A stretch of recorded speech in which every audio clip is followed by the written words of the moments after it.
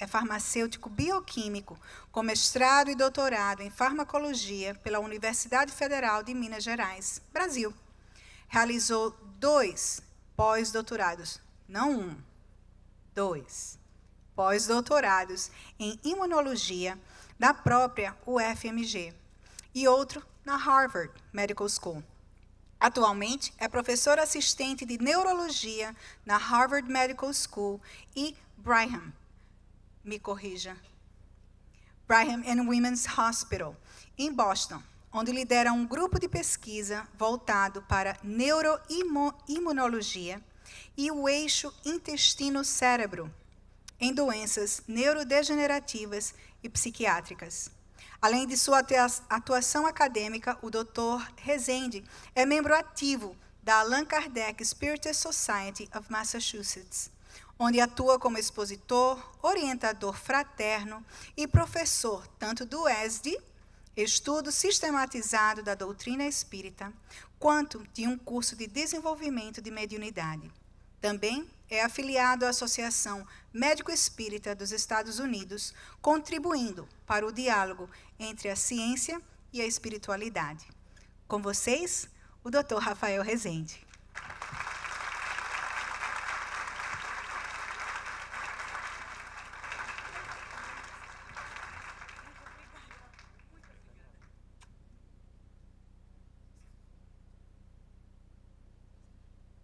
Posso segurar.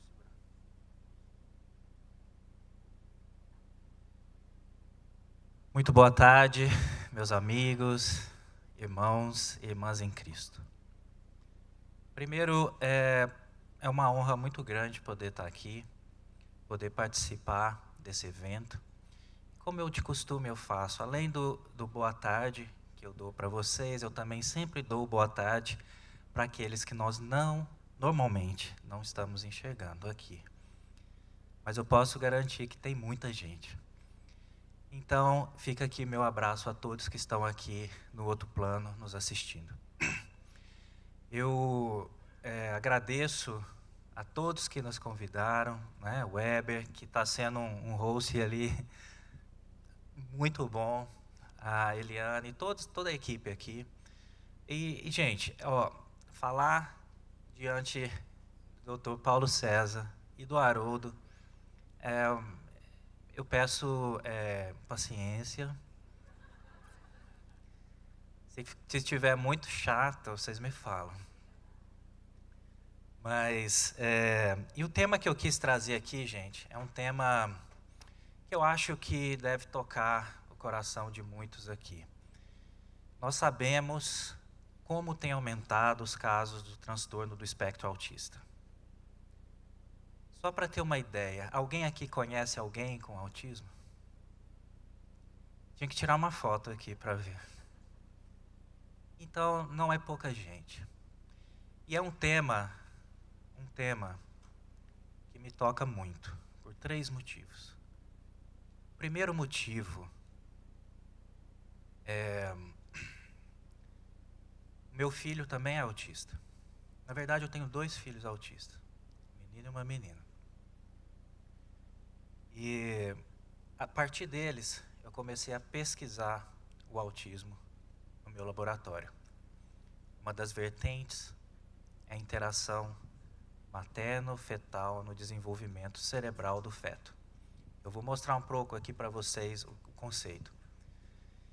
E o mais interessante, o terceiro motivo, é que meu filho, eu já olhava para ele desde pequenininho, ele era minha cara, eu falava, coitado. Eu falava, meu Deus, mas tinha que ser, né? Por que não parece a minha esposa? Mas aí, o comportamento, ele me deu a maior lição da vida. A maior lição. Ele me mostrou o que eu até então não sabia, que eu também sou autista. Hoje eu sei. E nesse caso, eu vou falar para vocês, porque muitas mães, muitos pais, muitos familiares olham para aquela criança e pensam assim, você não vai dar, não vai dar ninguém nessa vida. Como é que eu vou fazer? Mas isso não é verdade. Não é verdade. E o propósito aqui, gente, é trazer um pouco da ciência. O Haroldo falou muito bem da psicologia, o Dr. Paulo César vai falar também da medicina, e eu vou trazer o meu aspecto. Então, eu gosto muito da parábola dos talentos. Eu queria começar refletindo rapidamente sobre ela, porque se a gente prestar bem atenção naquela parábola, um ganhou 5 talentos, o outro ganhou 2, o outro ganhou 1, não importa o número. Mas quer dizer, nenhum ficou sem ganhar. E esse 1 talento que eu ganhei é o que eu tento, nessa atual existência, transmitir para as pessoas, que é conectar a ciência e a espiritualidade. Entender que nós somos herdeiros de nós mesmos. Não existe culpa, nenhum pai, nenhuma mãe aqui, não se culpem por ter um filho autista. Não se culpem. Existe um propósito. Eu vou trazer para vocês o que a gente sabe da ciência até então, o que eu trabalho no meu laboratório. Então, é uma linguagem talvez um pouquinho técnica, eu vou tentar ser o mais claro possível, porque a verdade liberta. Nós precisamos conhecer, precisamos entender o que se passa fisiologicamente naquela criança.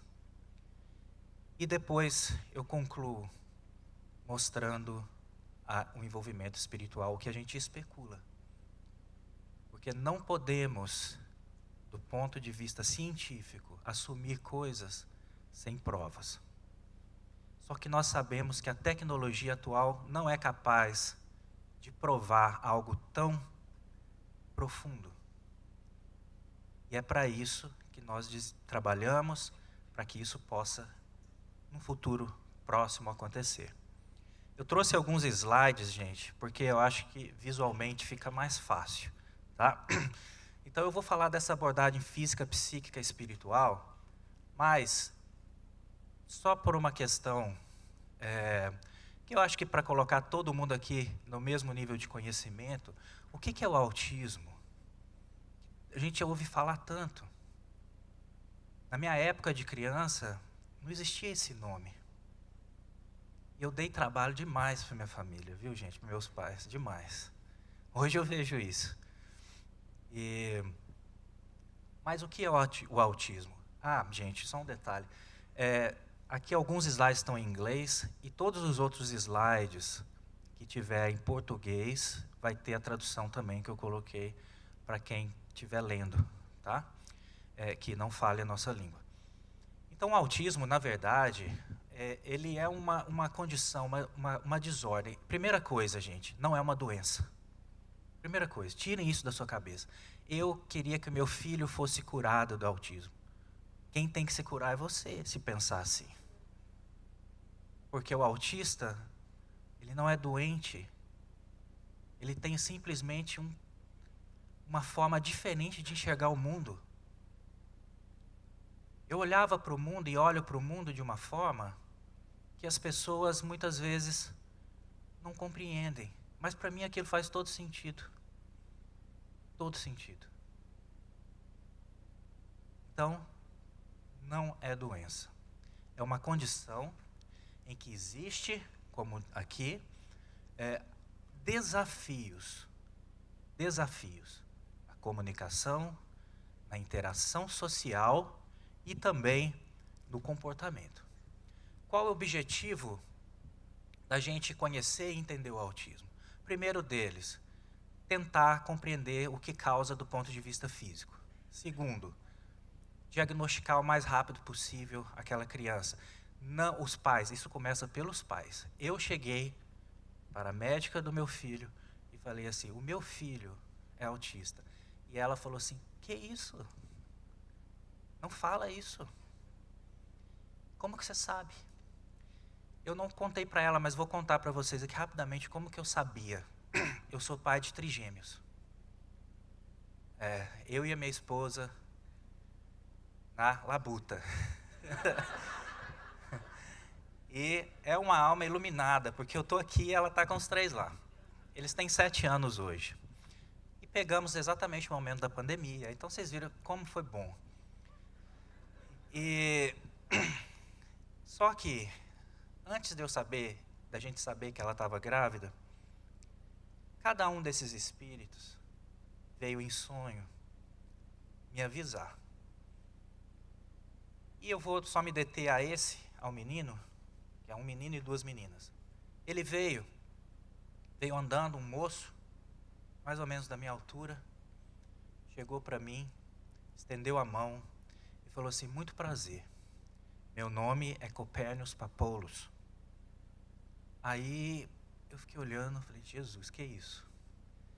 E aí ele falou assim: olha, estou vindo da Grécia Antiga para ser seu filho. E eu falei assim, olha como que é, né, gente? Espírito de terceira ordem. Eu falei assim: mas como que eu vou pôr seu nome assim? Foi a primeira pergunta que eu fiz. A primeira pergunta. Naturalmente, ali eu já me coloquei automaticamente para ele. Falou: meu amigo, você tá entendendo com quem que você tá vindo? Você tá entendendo?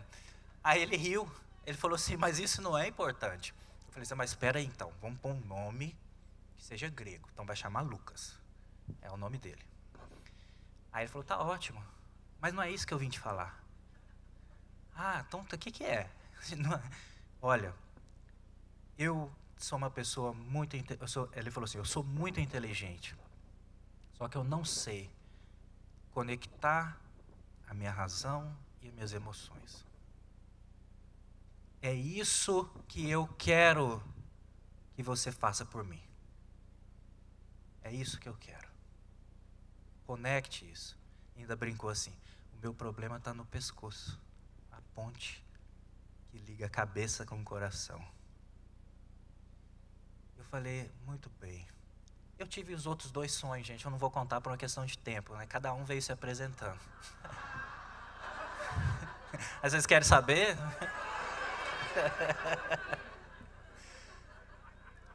Ai, ai. Rapidamente. A primeira delas, esse foi o segundo sonho. A primeira veio, eu estava num quarto com somente um rádio. Eu não conseguia enxergar. E eu conversando com ela, porque eu tinha um profundo respeito. Profundo respeito. E eu conversava sobre várias coisas da vida. Inclusive, era um momento, logo após o desencarne do meu pai, que eu estava realmente considerando em voltar para o Brasil. E aí eu perguntei para ela, falei assim: olha, você me aconselha, o que você acha? Eu volto ou não volto para o Brasil? Ela falou: não volta. Eu falei: mas por quê? Ela falou: porque eu preciso nascer aqui. E aí eu falei assim: peraí, aqueles 5 segundos, né? Você vai ser minha filha? Aí ela falou assim: vou. Naquele momento, eu acordei minha esposa, era umas 3 da manhã. Eu falei assim: Sabrina, você está grávida. Aí ela: que bobagem. Eu falei: você está grávida. Só que mal sabia eu quem deveria mais 2 sonhos. Mais 2. O segundo eu contei. O terceiro, gente... Ops, acho que saiu aqui, mas...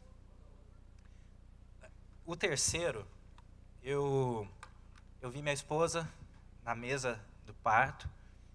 Eu enxergava por dentro da barriga dela, a posição dos 3 é a mesma que quando a gente fez o ultrassom. E tanto que quando a enfermeira disse: olha, você quer saber o sexo dos meninos? Eu falei assim: eu já sei. O do meio é o menino e os da ponta são as meninas. Ela: nossa, mas você sabe interpretar ultrassom? Eu mal enxergava o bebê ali. Quanto mais o sexo do bebê. E aí, ela falou assim: nossa, eu falei: realmente, eu sei muito. Aí, mas aí eu vi ela no parto, nasceu uma terceira menina. Eu peguei ela no colo, ela já tinha uns 6 anos. Aí eu falei assim: peraí, você também é minha filha? Aí ela: sim.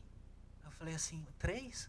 Ela falou assim: E aí eu falei assim: mas eu não sei nem como é que eu te chamo. Olha o espírito de terceira ordem de novo, preocupado com o nome. Eu não sei nem como eu te chamo. Ela falou assim: você vai me chamar de Camila. é o nome da minha filha hoje também. E assim começa a minha história logo. Tudo isso porque eu estava com a médica do meu filho e eu falei que ele era autista, ela falou que não. Passaram-se mais 6 meses, ela falou, realmente, ele é, depois de todos os testes. Eu falei, não tem problema nenhum, eles vieram com muito tato, porque os pais muitas vezes se sentem, é como se fosse uma notícia de, assim, olha, acabou a sua vida. É como se fosse um diagnóstico de uma doença terminal. Eles vieram com aquele tato para mim. Eu falei assim, olha, tá tudo bem. Tá tudo bem. Isso aqui é uma honra. É uma honra, porque ser pai e mãe de autista é exatamente, não é para quem quer, para quem pode. Porque o que a gente aprende é algo assim extraordinário. E aí eu fui, como eu estava no laboratório, trabalhando em neurologia, eu comecei a falar, eu pensei, eu vou fazer a minha parte, vou tentar. E comecei a investigar, e aí a gente tem essa história, mas só para continuar aqui, gente, aqui são alguns, né, dos comportamentos que a gente observa na criança autista. Alguns são hiperativos, outros são depressivos. Alguns, essa aqui a minha filha fazia isso, e a minha outra que não é, a Camila, que não é autista, ela ia, batia a mão assim, ó, espalhava aquilo tudo, ela ficava enlouquecida, porque gosta de montar tudo numa, né? Nunca tiveram problema de sono, graças a Deus. E o Lucas, aí gente, lembrem que no sonho ele me falou, eu tenho problema com as minhas emoções. Ele não aceitava que nem eu, nem a Sabrina, minha esposa, tocassem nele. Ele não tinha isso. E agora, pasmem, dentre os 3, hoje, é o mais carinhoso deles. Ele compreendeu. De alguma forma, ele compreendeu o que ele tinha que aprender aqui. E então a gente tem essa dificuldade na fala, dificuldade no desenvolvimento. Não é? Aí, nós temos isso aqui também. Os níveis de autismo. Isso é muito importante, gente, para o conhecimento de hoje. Muito importante. Não podemos colocar o autista numa categoria somente. É muito amplo. Por isso que chama transtorno do espectro autista. É amplo. É um espectro muito grande.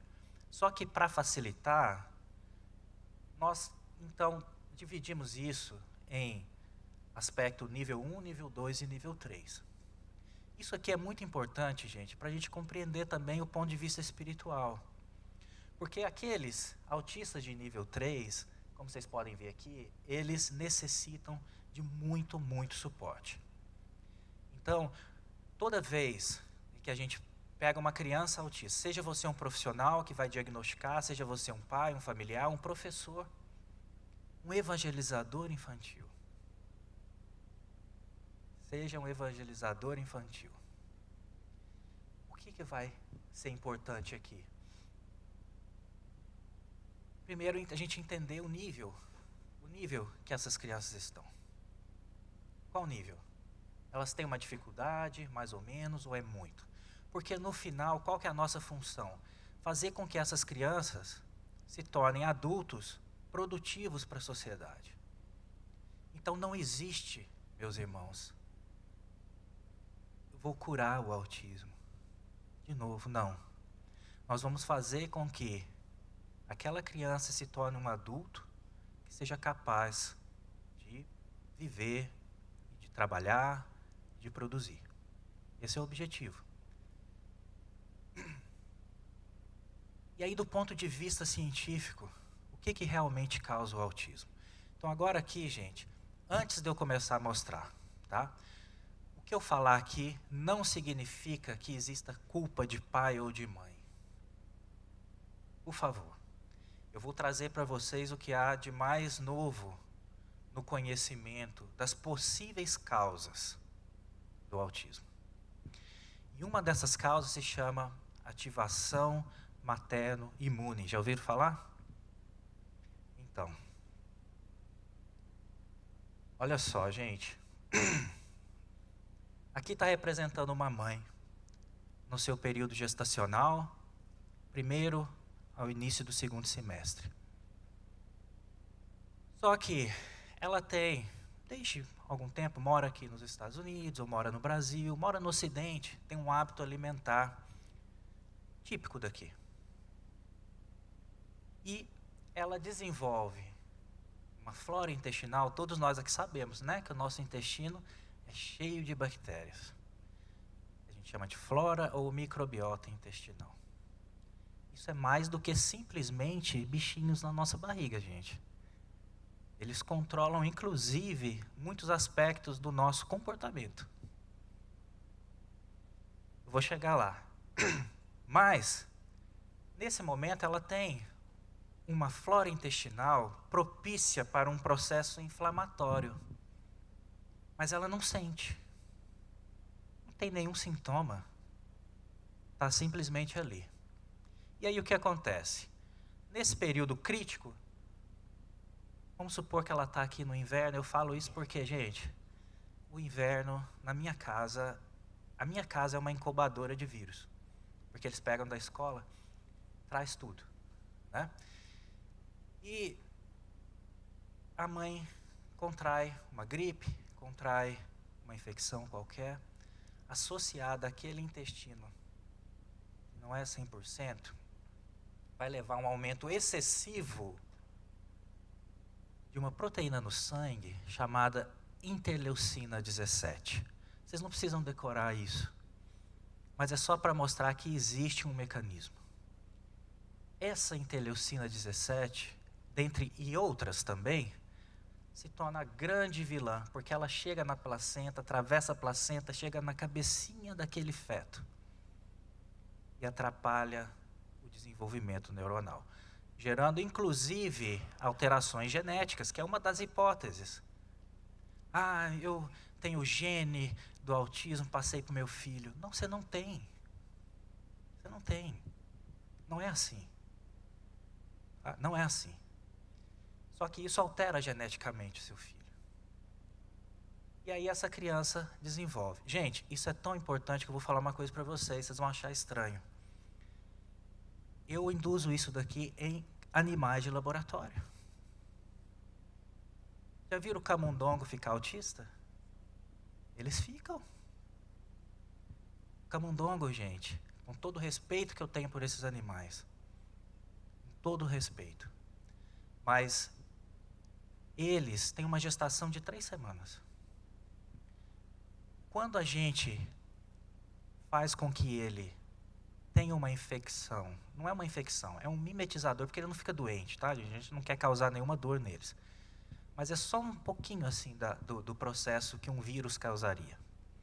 No dia 12,5 da gestação, que coincide com esse período da gravidez, naquele momento não acontece nada com a mãe. Os filhotinhos nascem. E lá quando eles se tornam 2 meses, um camundongo de 2 meses é adulto. Você testa com aparelhos específicos e ele não interage socialmente. Ele tem comportamento repetitivo estereotipado, extremamente ansioso. E aí a gente fala assim, como isso é possível? Nós conseguimos reproduzir, não sou eu não, gente, isso aqui já, antes de eu começar a trabalhar, já estava começando a ser estudado. Como é possível você fazer isso num animal? Daí a ajuda que esses animais trazem para nós, porque agora a gente começa a tentar entender formas de reverter o processo. Então é preciso ter a primeira etapa. E aí eu trago essa figura aqui, gente, é a última assim que é, né, científica. Eu sei que eu não estou num congresso de neuroimunologia, eu sei, mas é só para vocês entenderem como é que é. Isso tudo está dentro da gente. Isso aqui está representando, vocês sabem o que é isso aqui, gente? Intestino. Então está tudo certo. Isso aqui, vocês sabem o que é? As bactériazinhas da nossa barriguinha. cheio, tá?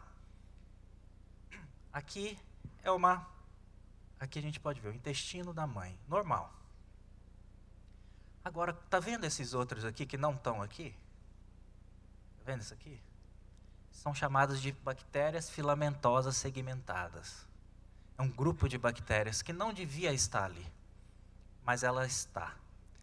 E essas são uma das grandes vilãs para esse processo imunológico que aumenta essa citocina chamada IL-17, ou interleucina 17, que causa as alterações cerebrais. Isso foi descoberto ao acaso, porque a gente compra os animaizinhos. E aí começava a comprar de uma empresa, eles estavam ficando com autismo. De repente compramos de outra empresa e pararam. Mas como assim?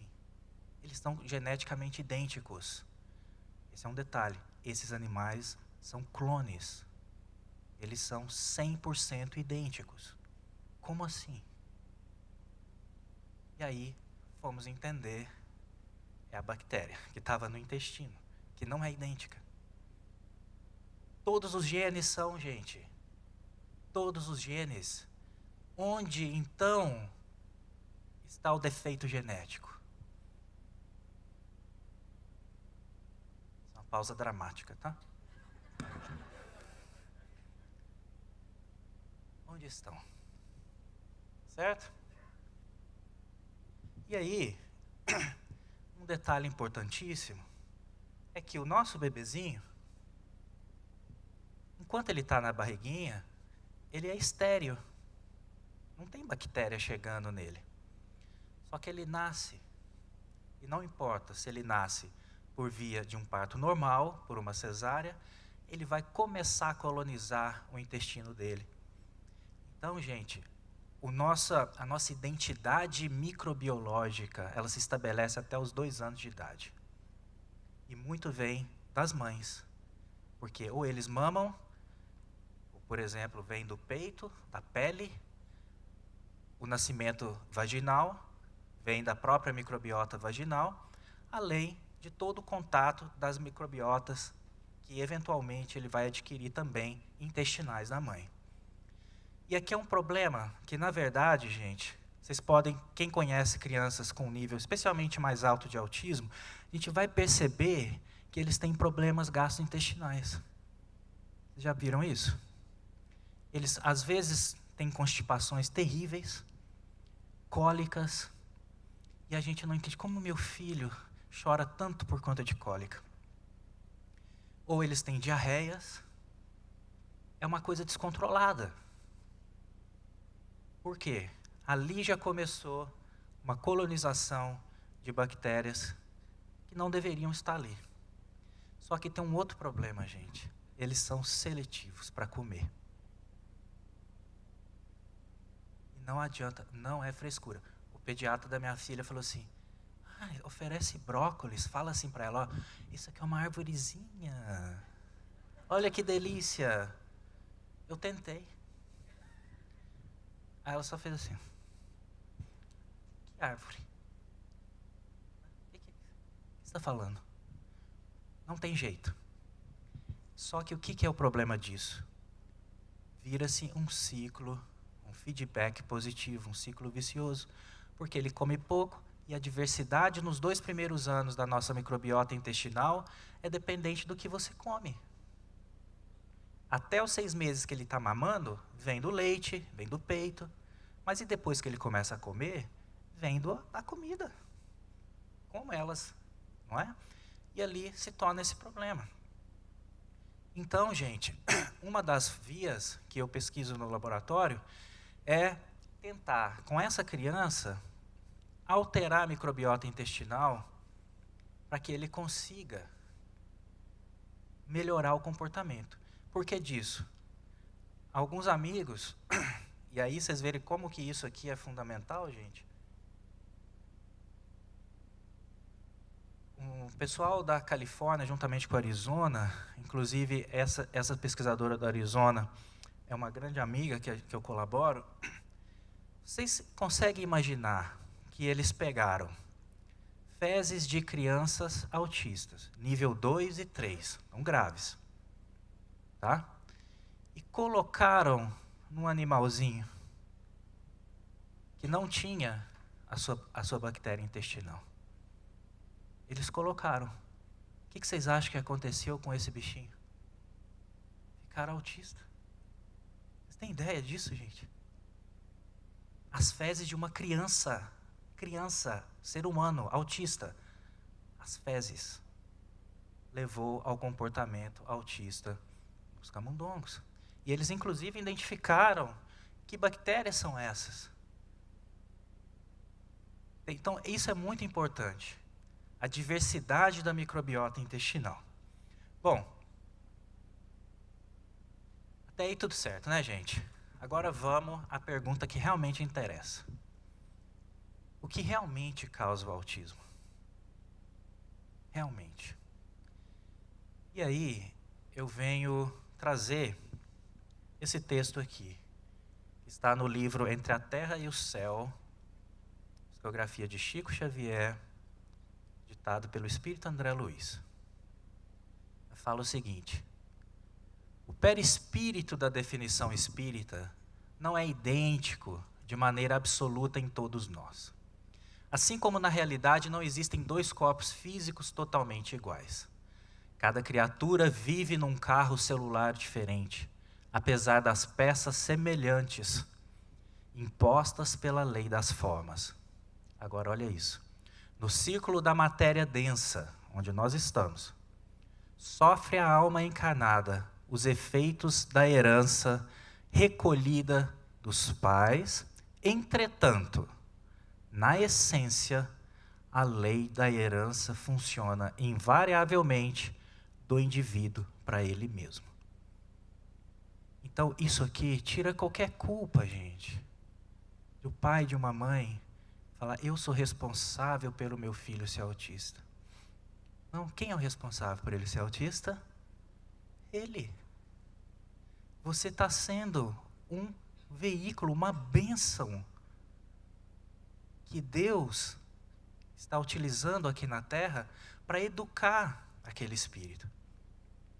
E aí, meus amigos, é muito importante que a gente entenda como isso funciona. Isso aqui, para quem, todos nós aqui somos espíritas, acredito eu, já devem ter lido o livro Missionários da Luz, que então tem a reencarnação de Segismundo. E ali a gente sabe, hoje, que nem mesmo os espermatozoides que fecundam o óvulo durante a fecundação são por acaso. Não tem essa assim, olha, esse aqui corre mais do que o outro, não. Não. O que acontece? O próprio óvulo, a própria mãe, aquele espírito já está com a mãe há um tempo. Ele vai se gente, eu tento falar isso em todas as palestras, não consigo. Ele miniaturiza. Ele encolhe. Ele encolhe. Ele encolhe. Aí, quando ele vai encolher, para quê? Qual que é o propósito disso? Para caber na barriga da mãe. Também. Mas mais do que isso, a partir de agora, ele começa inconscientemente a dirigir cada pedacinho, cada célula na sua proliferação do feto. Ele passa a dirigir inconscientemente, porque nós já nascemos e morremos diversas vezes, gente. Não é a primeira vez, não só em ser humano, nós estagiamos por todos os reinos, bilhões e bilhões de anos. Só um detalhe, acho que muitos de nós aqui talvez nem da Terra somos. Somos ETs, literalmente. Então a gente, é chão rodado ali, viu? E aí, quando esse óvulo atrai o espermatozoide, é aquele espermatozoide, é o espermatozoide, da espermatozoide. É aquele. Não é acaso. E ali, tanto que quando ele Isso já é mostrado cientificamente. Quando o espermatozoide encosta no óvulo, acende-se uma luz. É maravilhoso. Uma luz. Ali, o espírito passa a direcionar o seu próprio desenvolvimento. Inclusive as mutações que vão acontecer no desenvolvimento dele, que vão gerar deficiências físicas ou mentais, independente de autismo. Então, quem é o herdeiro de quem? Está vendo que ninguém precisa se sentir culpado por ser pai ou mãe de autista? Ou de qualquer outra criança com deficiência? Você, na verdade, é um escolhido. Um escolhido para educar aquele espírito. Agora, o que eu acabei de falar, a gente observa aqui. Esse é o perispírito. Aqui é o óvulo fertilizado. E ele começa, então, a controlar cada proliferação celular. E olha como é bonito, gente. Toda a evolução do espírito passa durante um processo de gestação. Desde um ser unicelular, passando por os seres multicelulares, passando por um anfíbio, um réptil, um símio e o ser humano, em 9 meses. Como é bonito. Como é bonito. E aí, então, é importante, gente, que muitas das crianças, como eu disse, o espectro autista é imenso. Muitas dessas crianças, o Haroldo comentou isso aqui, e é muito interessante. Muitos espíritos de outros orbes estão vindo. Espíritos que são muito mais evoluídos. E a gente fala assim, bom, eles estão vindo para favorecer a evolução moral do planeta. Não é isso? Não só isso. A evolução física também. Porque quando eles encarnam, eles começam a fazer alterações mínimas no material genético. Para que então, associado ao que o Haroldo também falou, dos andares da casa mental, o nosso córtex frontal comece a desenvolver. Porque nós ainda não somos a nossa melhor versão física. Haja visto os problemas no joelho, na coluna. Alguma coisa vai ter que melhorar, né, gente? Mas especialmente no nosso cérebro. O nosso córtex frontal, ele precisa expandir, porque ali está o terceiro andar da casa mental, a superconsciência. É ali que um espírito de segunda ordem, de primeiro eu também não sei como é, mas pelo menos o de segundo vai viver. Não mais no primitivismo do primeiro andar, que representa o nosso cérebro primário, nosso sistema límbico. Não somente no nosso segundo andar, que representa o córtex motor, somatosensorial, que é o presente. Mas a gente vai começar a viver naquilo que Jesus tentou ensinar para a gente há mais de 2000 anos. E é isso que esses espíritos estão trazendo também. Porque vocês podem lembrar, gente, se pegarem um homem de Neandertal, comparar com o Homo sapiens sapiens de hoje, quem é mais bonitinho? Hã? Agora, daqui a alguns milênios de anos, gente, alguém vai estar dando uma palestra falando assim, olha, comparando os Homo sapiens sapiens com o Homo sapiens sapiens sapiens, quem é mais bonitinho? Né? Só que nesse caso nós somos os Homo sapiens. Tá, gente? Então, é isso que eles vão fazer. Eles vão trazer essa informação. Então, por que eles têm essa dificuldade? Nós sabemos que o espírito precisa passar pela infância.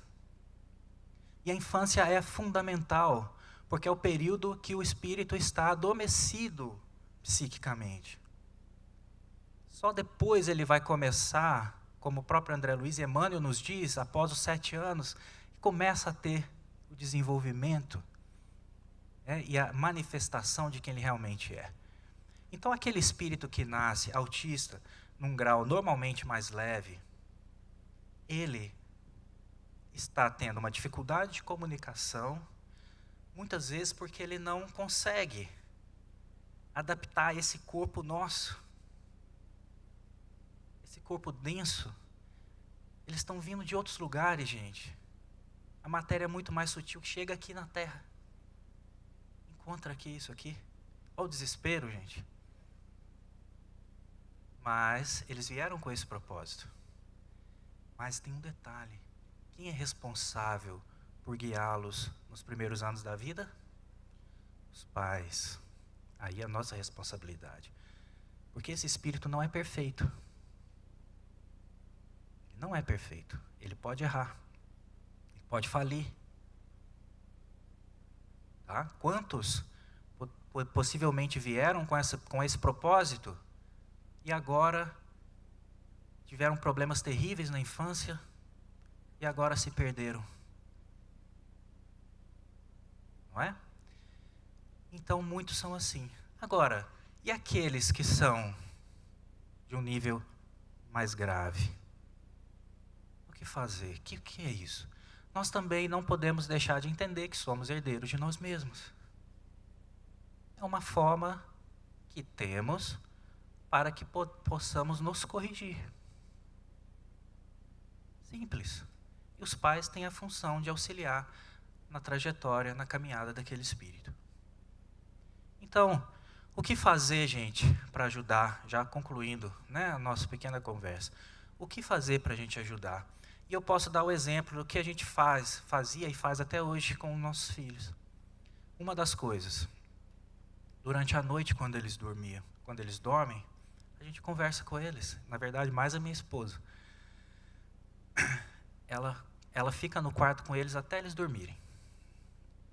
Aí ela me manda uma mensagem e fala assim, olha, eu já estou subindo, porque o nosso quarto está no 2º andar. Eu já estou subindo, só vou conversar com eles aqui. Para quem não conhece, fala, vai conversar, porque eles estão dormindo. É ali, porque ali eles estão propícios a entender. E o que a gente falava? Meu filho, nós te amamos. Você é muito importante. Não tenha medo dessa vida, porque muito autista, gente, tem um certo medo da encarnação, porque sabe o que vai passar aqui. Vocês podem ver que eles vivem no mundo deles. E aquele comportamento repetitivo é uma forma de acalmar o coração. Ele não é louco, não. Ele está acalmando porque ele está ansioso. Ele sofre, tem muito barulho. Textura. Tato. Meu filho caía com a mão assim, porque ele não queria encostar. Ele me dava tchau assim. E eu não entendia por quê. E eu um dia dei tchau para ele assim. E aí ele me deu tchau assim. Ensinei, menino, tão fácil. Mas eu fui entender. É o hiperfoco dele. É o hiperfoco. Enquanto eu dava um tchau assim, quando ele tentou fazer a primeira vez, o que ele enxergou primeiro? As costas da mão aqui. Então, para ele entendia que era isso que ele tinha que mostrar. Quando eu fiz assim, aí ele olhou para a mão, falou, ó, a palma da minha mão. E aí ele fez isso. Pronto, nunca mais errou. E a gente vai conversando. Meu filho, não tenha medo. Nós te amamos, nós te amamos. Como eu disse no início, hoje ele é a criança mais carinhosa. Chega e fala, eu te amo. Dá um beijo, abraça. É arteiro, muito. Mas é aquela coisa, a gente precisa entender, essa é a natureza dele. Então, esse é um das formas. A outra forma, compreenda e tenha paciência, ou ciência da paz. Tenha paciência. Eu perdi várias vezes a minha. É difícil, inclusive, eu estar aqui falando com vocês. Porque eu errei muito também. Nos momentos de desespero, eu entrava no banheiro e chorava. O que eu vou fazer? paciência. Mostrar para os professores, especialmente para aqueles que são brasileiros, que vão nos assistir posteriormente, que estão lá no Brasil e estão passando por essa dificuldade, não tenha preconceito. Aceite. Aceite. Você, pai e mãe de uma criança autista, é um missionário aqui. Essa é a nossa missão. Se alguém te pergunta qual é a sua missão, você fala assim, nossa, eu não sei qual é a minha missão. Eu não sou assim de falar muito, eu não sei. Mas a sua missão é ali, ó, dentro da sua casa. Com você mesmo. Né? Então, gente, se eu tivesse que resumir o que os pais devem fazer para ajudar as crianças neurodivergentes, é a terminologia que nós usamos hoje. Porque não é só autista, tem o transtorno da déficit de atenção e hiperatividade, tudo está incluído. Se eu tivesse que resumir, eu resumiria simplesmente: ame. Ame. O amor ágape. O amor verdadeiro. O amor que Paulo escreve aos Coríntios. Ame. Ame aquele espírito. Ame aquela vida. Que ele vai te agradecer muito no futuro. Talvez você não veja nessa vida, mas ele vai te agradecer. Muita luz no coração de todos vocês.